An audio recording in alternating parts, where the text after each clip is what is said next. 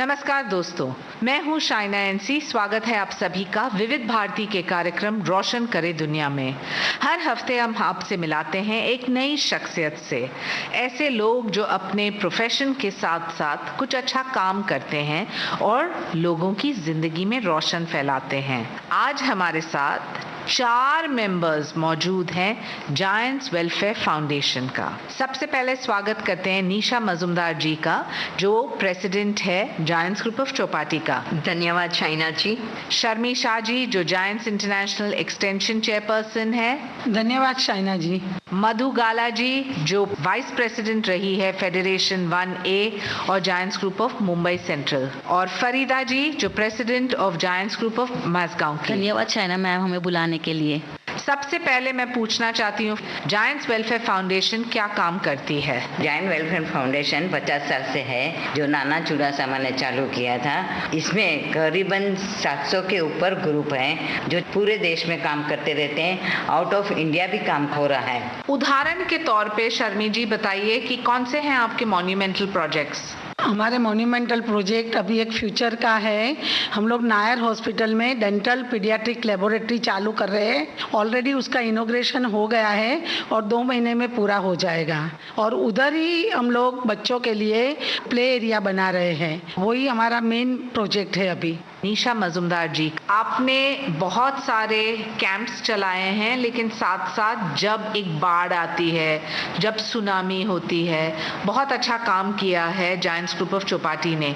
इसके बारे में हमारे श्रोताओं को बताइए। चौपाटी का लक्ष्य हमेशा ऐसा हुआ है कि जब भी कोई नेचुरल कैलामिटी आए, बाढ़ आए या फिर कुछ भी वॉर आए, तो चौपाटी ये ध्यान में रखती है कि पहले उधर पहुंचे और जिस तरह से भी हम लोग मदद कर सकते हैं, वैसे फिजिकली या फिर फाइनेंशियली या फिर कुछ भी मेडिसिन, कुछ भी हो, तो हम लोग उधर पहुंच जाते हैं पहले ही। फरीदा जी, आप बताएं कि माजगांव ग्रुप में जब कोविड था, बहुत सारे मुहिम चले थे। कौन से ऐसे हैं जिससे लोगों को प्रेरणा मिल सकती है? कोविड के पीरियड में हमारे ग्रुप ने एक बहुत ही मेजर प्रोजेक्ट किया है, जहाँ पे वो लोग जगह जगह जाके ready to eat food package distribute करते थे इन एंड अराउंड मुंबई। बहुत सारे स्लम एरिया में गए हैं और हमारे मेंबर्स खुद कैटरर्स के पास जाके फूड के पैकेज वो लोग खुद बनाते थे और खुद जाके सब डिस्ट्रीब्यूट करते थे। वो हमारा सबसे मेजर प्रोजेक्ट था। दूसरे प्रोजेक्ट है एक फीस प्रोजेक्ट है, जो हम लगभग 300 बच्चे लोग को देते हैं। मधु जी, आप एक सीनियर सिटीजन हैं और इसके बावजूद आप इतना काम करते हैं।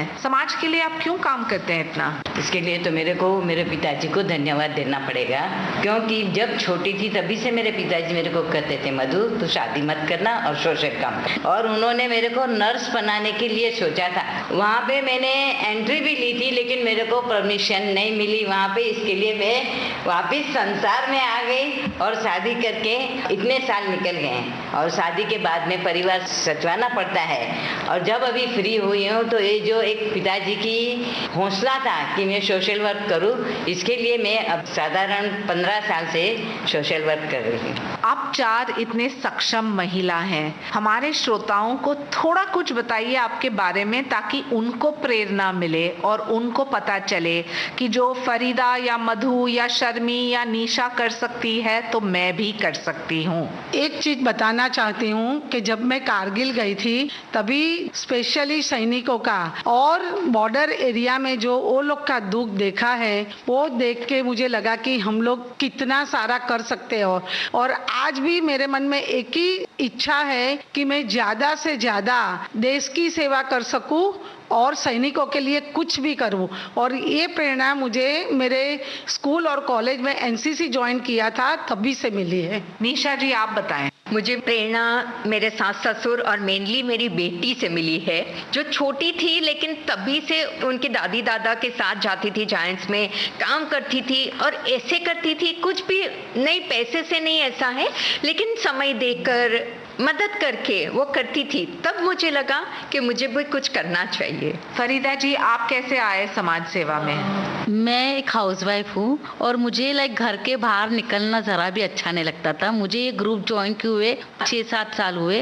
मुझे नुरिया भाभी ने मोटिवेट किया कि नाउ तुम्हारे बच्चे बड़े हो गए, तुम अभी सोशल एक्टिविटी में ज्वाइन करो। फरीदा जी, आप एक हाउसवाइफ है, इसके बावजूद आप समाज सेवा कर रही है, आपको क्या मोटिवेट करता है? मुझे लेडीज़ लोग की हेल्प करना ज़्यादा अच्छा लगता है, तो मुझे लगता है कि मैं अभी वुमेन एम्पावरमेंट जो भी प्रोजेक्ट्स होते हैं तो उसमें मैं ज़्यादा लीड करना पसंद करती हूँ, उन लोग की हेल्प करना पसंद करती हूँ। मधु जी, आपका अनुभव रहा है इतने सालों का, क्या आपको लगता है समाज में क्या चीज करने की आवश्यकता है और क्या कमी है? मैं अपने एक प्रोजेक्ट के बारे में आपको बताती हूँ जो मेरे दिल से जुड़ा हुआ है।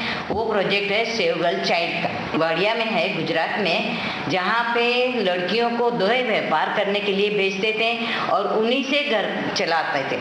और अगर लड़कियां प्रेग्नेंट होती थी, अगर उसमें लड़का पैदा होता है तो वो घर का फ्री हो जाता है, काम करना नहीं है। अगर बेटी हुई है तो वापस बेटी को यही काम करना है। और वहाँ पे जब जाके देखा तभी पता चला कि अभी इन लड़कियों को अपने किसी भी तरह अपने को बचाना है। मैं तो यहाँ बॉम्बे में रहती हूँ, लेकिन गुजरात में कैसे ये काम करना है, तो मैंने वहाँ एक VSSM करके मित्तल बहन है, उनके साथ जॉइंट हुई। उनको बोला कि ये लड़कियों का पूरा खर्चा हम लोग उठाएंगे, लेकिन यहाँ की जो कारीगरी करनी है वो आपको करनी पड़ेगी। और इसी तरह 2011 में 35 लड़कियों से चालू किया था सेव गर्ल चाइल्ड का प्रोजेक्ट। और इसमें भी बहुत सारी परेशानियां थी। परेशानियां मतलब इनका पहला बर्थडे ही नहीं था, स्कूल में कैसे एडमिशन लेना, तो हम लोग ने उनको डोडिया गांव के एक स्कूल में एडमिशन लिया। वहाँ पे उनको 6 साल पढ़ाया। बाद में वहाँ की लिविंग सर्टिफिकेट से आज सब लड़कियां अहमदाबाद में अच्छे स्कूल में पढ़ रही हैं। आपने save the girl child, Beti Bachao Beti Padhao की बात की। निशा जी, आप बताएं, आपके जायंट्स ग्रुप ऑफ चौपाटी ने इस परिप्रेक्ष्य में बहुत काम किया है।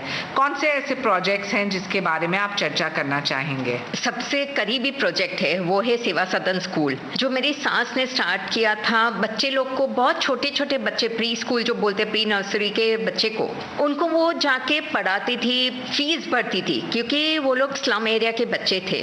और जैसे बोले कि बेटियों को नहीं पढ़ाया जाता, तो उधर जाके कुछ नहीं तो सिर्फ स्टोरीज कहती थी, बच्चे लोग को एंटरटेन करती थी, कुछ क्राफ्ट सिखाती थी, और साथ साथ में माओ को बुला के, पेरेंट्स को बुलाती थी कि बच्चियों को पढ़ाओ, अपने पैरों पे खड़ा करो। समाज के लिए भी एक उदाहरण दिया खुद ने कि मैं प्रोफेसर हूँ लेकिन मैं काम कर रही हूँ। शर्मी जी, बताएं कि जब कोई जायंट्स वेलफेयर फाउंडेशन के साथ संपर्क करना चाहते हैं और जुटना चाहते हैं, वो कैसे कर सकते हैं? और क्योंकि आप अंतर्राष्ट्रीय एक्सटेंशंस भी देखते हैं, जायंट्स कहाँ है विश्व भर में? जायंट्स विश्व भर में नैरोबी में है, लंदन, दुबई, US में है, और सबसे पुराना ग्रुप हमारा मॉरिशस में है। और लंदन में अब भी ये साल 40 साल हो गए और वो लोग भी बहुत अच्छा काम करते हैं। नैरोबी में 4 ग्रुप अभी एकदम एक्टिव ग्रुप है, और इंडिया में मोर देन 700 ग्रुप है। और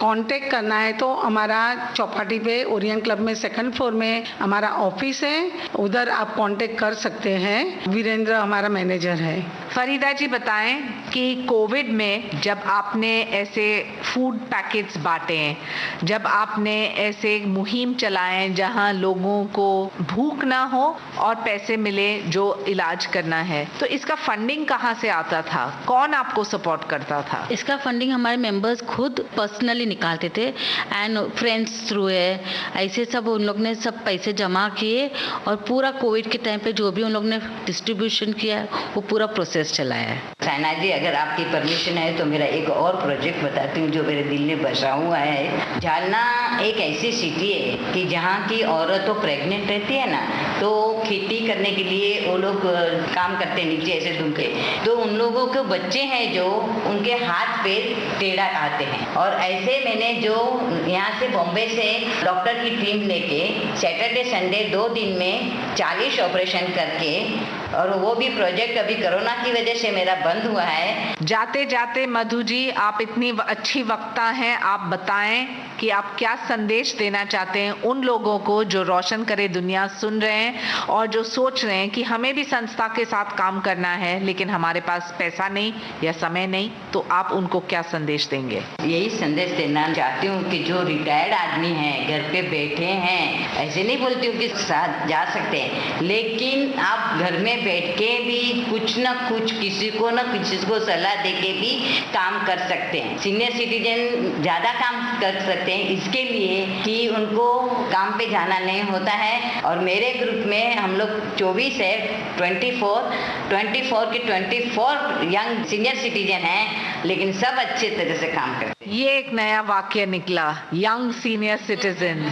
और हम उम्मीद करते हैं कि जो लोग सुन रहे हैं इस कार्यक्रम को, वो यंग सीनियर सिटीजन्स भी अच्छा काम करें, भले हो giants welfare foundation, rotary, Lions या कोई अन्य संस्था, उनके साथ काम करके। निशा जी, आप जायंट्स ग्रुप ऑफ चौपाटी के प्रेसिडेंट हैं इस साल।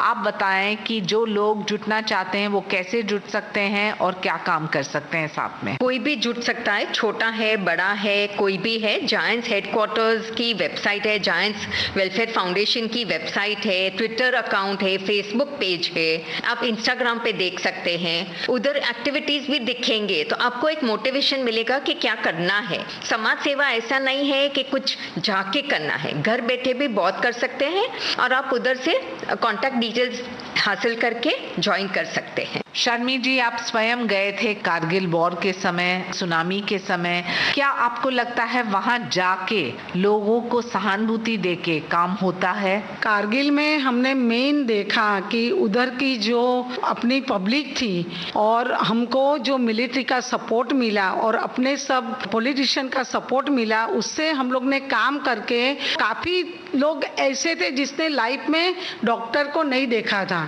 तो वो लोग को इतना सारा हेल्प मिला इंडियन की तरफ से, तो इससे वो लोग के मन में काफ़ी फर्क आया। और ऐसे हर जगह, Latur, Maharashtra drought, tsunami, Gujarat flood, सब जगह, राजस्थान, उत्तराखंड और मेन साइना राजस्थान में, जब भी दिल्ली में बॉम्ब ब्लास्ट हुआ था पार्लियामेंट में, उसके बाद हम लोग राजस्थान गए थे। उसमें से हम लोग को काफ़ी जानने को मिला और काफ़ी काम किया और अभी भी मुझे अपने देश के लिए काफ़ी कुछ करना है। तो फरीदा जी, इन्होंने बात की बेटी बचाओ बेटी पढ़ाओ, उन्होंने बात की सेव गर्ल चाइल्ड, आपने बात की कोविड के समय आपने जो फूड पैकेट्स दिए, उन्होंने कहा कि वो कारगिल गई। आपके यहाँ से जो आपको एकमात्र संदेश देना है विविध भारती के श्रोताओं को, तो आप क्या कहेंगे? क्या आपको लगता है कि समाज सेवा करो तो दुआ मिलती है, या आपका कहना है कि मंजिल कठिन है तो भी हौसला बुलंद रखे? We say where there is a will there is a way. So like जो भी हमें करना है वो आप ऊपर वाला रास्ता निकाल ही देता है।